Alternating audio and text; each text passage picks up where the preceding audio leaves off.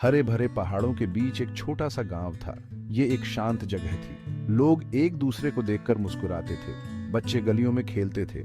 जानवर आजाद घूमते थे। इसी गांव में भूषण नाम का एक दोस्ताना भूत रहता था। वो गांव के किनारे एक पुराने आम के पेड़ पर रहता था। मुझे अपने गांव से बहुत प्यार है। मैं यहाँ सबको नाम से जानता हूँ। मुझे उनके सारे सीक्रेट्स भी पता है, लेकिन मैं उनके सीक्रेट्स कभी किसी को नहीं बताता। आखिरकार मैं एक अच्छा भूत हूँ। भूषण को अपने आम के पेड़ वाले घर से बहुत प्यार था। ये बहुत बड़ा और पुराना था, जिसकी शाखाएं बहुत मजबूत थीं। उसने इसे रंगीन लालटेन और चमकदार चीजों से सजाया था। रात में पेड़ एक जादुई घर की तरह चमकता था। गांव वाले भूषण के बारे में जानते थे। वे उससे डरते नहीं थे। वे जानते थे कि वो एक दयालु भूत है। वे अक्सर उसके लिए आम के पेड़ के पास मिठाई और दूध छोड़ देते थे। भूषण को ये ट्रीट्स बहुत पसंद थे। ये ट्रीट्स बहुत स्वादिष्ट हैं। भूषण एक मददगार भूत था। वो बाकी भूतों की तरह रात में सो नहीं सकता था, इसलिए वो गांव में इधर उधर घूमता रहता था और अच्छे काम करता था। वो बच्चों के खोए हुए खिलौने इकट्ठा करता था। वो मुरझाते हुए पौधों को पानी देता था। वो बेकर की आवारा कुत्तों को दूर भगाकर भी मदद करता था। गांव वाले सुबह उठते तो पाते थे कि चीजें जादुई रूप से ठीक हो गई हैं। वे जानते थे कि इसके पीछे भूषण का हाथ है। वे मुस्कुराते और फुसफुसाते, शुक्रिया भूषण। एक रात मैंने एक बूढ़ी औरत को एक भारी टोकरी उठाने के लिए संघर्ष करते देखा। मैंने अपने अदृश्य हाथों से धीरे से टोकरी उठा ली। बूढ़ी औरत हैरान तो हुई, लेकिन खुश भी हुई। उसने टोकरी पर हाथ फेरा और कहा, शुक्रिया दयालु आत्मा। भूषण अक्सर गांव वालों के लिए छोटे छोटे नोट्स छोड़ जाता था। इन नोट्स में मजेदार चुटकुले या प्यार भरे शब्द लिखे होते थे। गांव वालों को ये नोट्स ढूंढना बहुत पसंद था। ये उनके चेहरे पर मुस्कान लाते थे। भूषण हालांकि एक भूत था, लेकिन उसने गांव में सभी के जीवन में खुशियां भरी। उसने दिखाया कि एक भूत भी दोस्त हो सकता है। एक दिन चिंटू नाम का एक छोटा लड़का गांव आया। वो गर्मियों की छुट्टियों में अपने दादा दादी से मिलने आया था।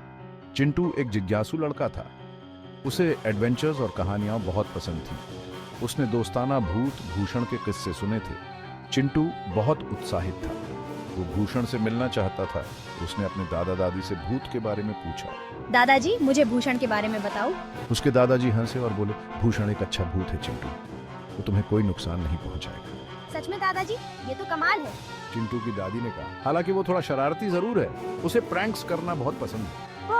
मैं उससे मिलने के लिए और इंतजार नहीं कर सकता। चिंटू भूषण से मिलने के लिए और भी उत्सुक हो गया। उसने भूषण को ढूंढने और उससे दोस्ती करने का फैसला किया। उस रात चिंटू को नींद नहीं आई। वो चुपके से अपने दादा दादी के घर से बाहर निकल गया। वो उस रास्ते पर चल पड़ा जो गांव के किनारे पुराने आम के पेड़ तक जाता था। ये तो बहुत एक्साइटिंग है। मुझे उम्मीद है कि मुझे भूषण मिल जाएगा। जब चिंटू आम के पेड़ के पास पहुंचा तो उसने टिमटिमाती हुई बत्तियां देखी। पेड़ जादुई लग रहा था। भूषण, क्या तुम यहाँ हो? अचानक भूषण उसके सामने प्रकट हुआ। वो मुस्कुरा रहा था। अरे नमस्ते चिंटू, मैं तुम्हारा ही इंतजार कर रहा था। चिंटू हैरान रह गया। वो बिल्कुल भी नहीं डरा। क्या मैं तुम्हारी कार में सवारी कर सकता हूँ? भूषण ने मजाक में कहा। उसे अपनी भूतिया कार में सवारी कराना बहुत पसंद था। ये उड़ सकती थी। आ जाओ चिंटू। वे सोते हुए गांव के ऊपर से उड़ान भरी। भूषण ने चिंटू को बहुत ही दिलचस्प कहानियां सुनाई। उसने उसे उस समय के बारे में बताया जब उसने एक खोए हुए पिल्ले को अपना घर खोजने में मदद की थी। उसने उसे उस समय के बारे में बताया जब उसने एक किसान की फसलों को ओलावृष्टि से बचाया था। चिंटू भूषण की कहानियों को सुनकर मंत्रमुग्ध हो गया। उसने महसूस किया कि भूत हमेशा डरावने नहीं होते हैं। वे मिलनसार और मददगार भी हो सकते हैं। उसने सीखा कि डर अक्सर दूसरों में अच्छाई को छुपा देता है। कुछ भूत दोस्त बनने से डरते हैं। उन्हें लगता है कि हर कोई उनसे डरता है। चिंटू को उन भूतों के लिए बुरा लगा।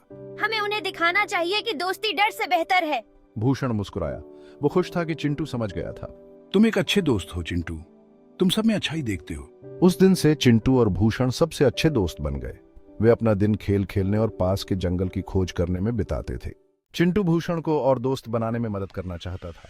उसने एक योजना बनाई। भूषण, चलो उन सभी भूतों को चांदनी रात में पिकनिक के लिए बुलाते हैं जिन्हें तुम जानते हो।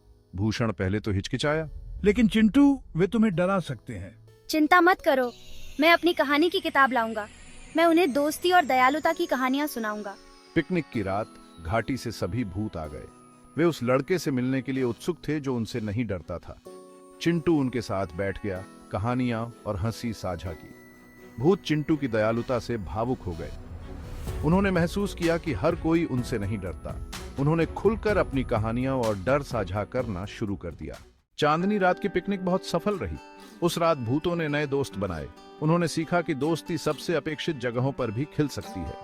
चिंटू के साहस और दयालुता ने उनके दिल बदल दिए थे। उन्होंने वादा किया कि वे कम डरावने और ज्यादा दोस्ताना बनेंगे। उन्होंने सीखा कि हर डरावने चेहरे के पीछे एक दोस्त इंतजार कर रहा होता है। उस दिन से घाटी के भूत अपनी दोस्ताना हरकतों के लिए जाने लगे। वे गांव वालों के लिए छोटे छोटे उपहार छोड़ देते थे। वे खोए हुए यात्रियों को अपना रास्ता खोजने में मदद करते थे। उन्होंने सीखा था कि दोस्ती और समझ सबसे गहरे डर को भी दूर भगा सकती है। और इसलिए हरी भरी पहाड़ियों के बीच बसा छोटा सा गांव चिंटू नाम के एक दयालु लड़के और उसके सबसे अच्छे दोस्त भूषण भूत की बदौलत थोड़ा और जादुई, थोड़ा और दोस्ताना बन गया।